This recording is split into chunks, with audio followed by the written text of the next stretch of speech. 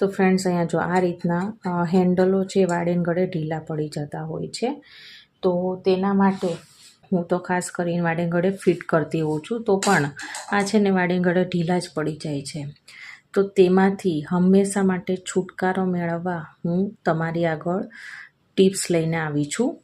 જો આ રીતની કોઈ પણ તમારે પડેલી જે નેલ પોલિશ હોય તે ની આપણને જરૂર પડશે, અને એક આપણને ડિસમિસની જરૂર પડશે. તો ફ્રેન્ડ્સ અહીંયા જો આ નેલ પોલિશ છે ને એ આપણે આ રીતના ઘાટી એકદમ જૂની હશે ને, તો જો આ ઘાટી થઈ ગયેલી હશે તે જ આપણે લેવાની છે, તેનો જ આપણે ઉપયોગ કરીશું આમાં. તો ફ્રેન્ડ્સ હવે પહેલાં તો આનું હેન્ડલ છે ને એ કાઢી લેશું. આપણે વર્ષમાં કેટલી વાર આ કુકરવાળાને આ રીતના હેન્ડલ ફિટ કરવાના, ખાલી સ્ક્રૂ એ લોકો નાખી દેતા હોય છે, અને એના 25 થી 30 રૂપિયા લઈ લેતા હોય છે નોર્મલી. તો આ એક વર્ષનો આપણે ગણીએ તો કેટલો ખર્ચો થઈ જતો હોય છે કુકર પાછળ. તો ફ્રેન્ડ્સ હું તમને કાયમી તેનું એક સોલ્યુશન બતાવવા જઈ રહી છું.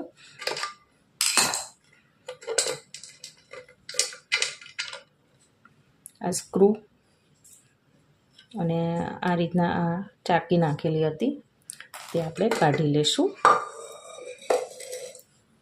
અને હવે આ જે સ્ક્રૂ છે ને ફ્રેન્ડ્સ, એમાં આપણે આ નેલ પોલિશ કરવાની છે.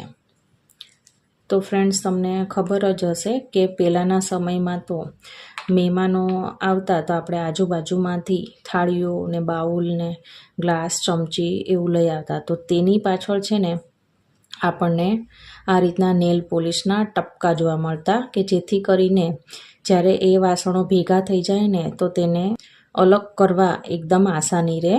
તો ત્યારે પહેલાં આ રીતના નેલ પોલિશના ટપકા કરવામાં આવતા, જેનાથી આસાનીથી વાસણો ઓળખી શકાતા એકાબીજાના.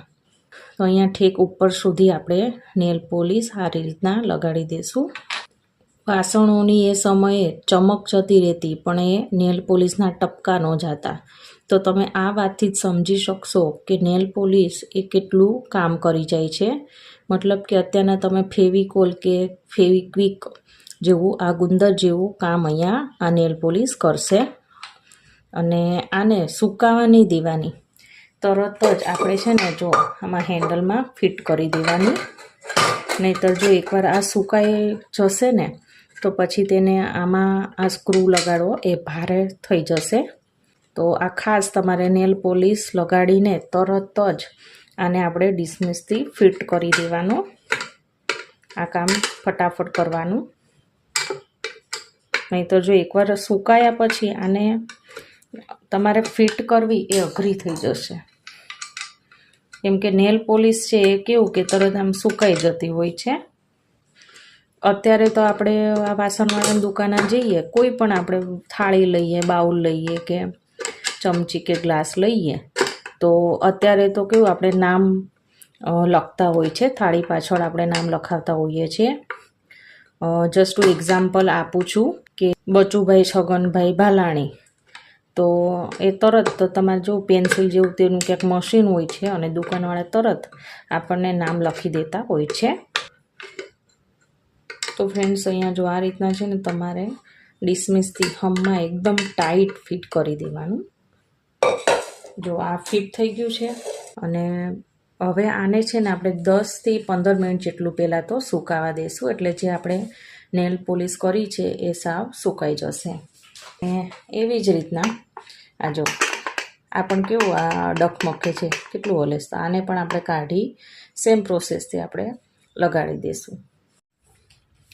10 મિનિટ પછી આ ફ્રેન્ડ્સ જુઓ અહીંયા એકદમ ટાઈટ એવો આપણો આ હાથો થઈ ગયો છે. આમ જો ફ્રેન્ડ્સ બિલકુલ હલતો નથી, અને એકદમ સરસ એવો ટાઈટ થઈ ગયો છે. અહીંયા જો તમે જોઈ શકો છો, જો કેટલો સરસ એવો આપણો હાથો ફિટ થઈ ગયો છે. બીજી ટિપ્સ એ છે કે જ્યારે આપણે દાળ બાફતા હોઈએ છીએ ને ત્યારે કુકરમાં આપણે અહીંયાથી દાળ ઘણીવાર ઉભરાઈ જતી હોય છે, બરાબર ને, અને તેના લીધે જ આપણો ગેસ છે એ એકદમ ગંદો થઈ જતો હોય છે, આપણું પ્લેટફોર્મ બગડતું હોય છે.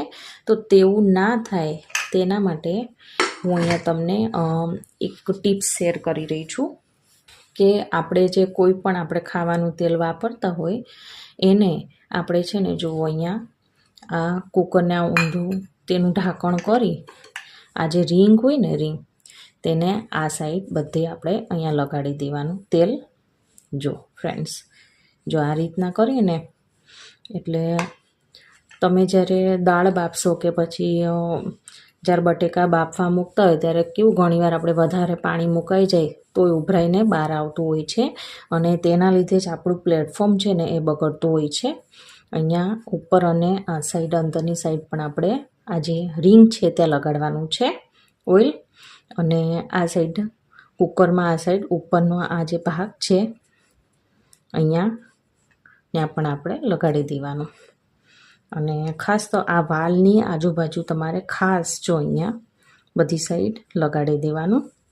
અને બસ આટલું કરશો ને એટલે જ્યારે તમે દાળ બાફશો ત્યારે ઉભરાશે નહીં અને એકદમ સરસ નીટ એન્ડ ક્લીન તમારું પ્લેટફોર્મ રહેશે. હવે મારી ત્રીજી ટીપ એ હતી કે આપણે ઘણીવાર કેવું કે આ રિંગ છે એ આ રીતની તમે જોઈ શકો છો આ જાડી અને આ રીતની પાતળી બંને રિંગ મતલબ આ રીતના કુકરો બંને બધાના ઘરમાં અવેલેબલ જ હોય છે, નાના મોટા. તો બંને રિંગનો ઉપયોગ મોસ્ટલી થતો હોય છે. તો કોઈ પણ રિંગ હોય તો આપણે જ્યારે લઈએ ત્યારે તો બધું સરસ ચાલતું હોય પણ જેમ જૂની થાય ને તેમાં ઢીલી પડી જતી હોય છે રિંગો અને તેના લીધે આપણે કુકરની સીટી નથી થતી.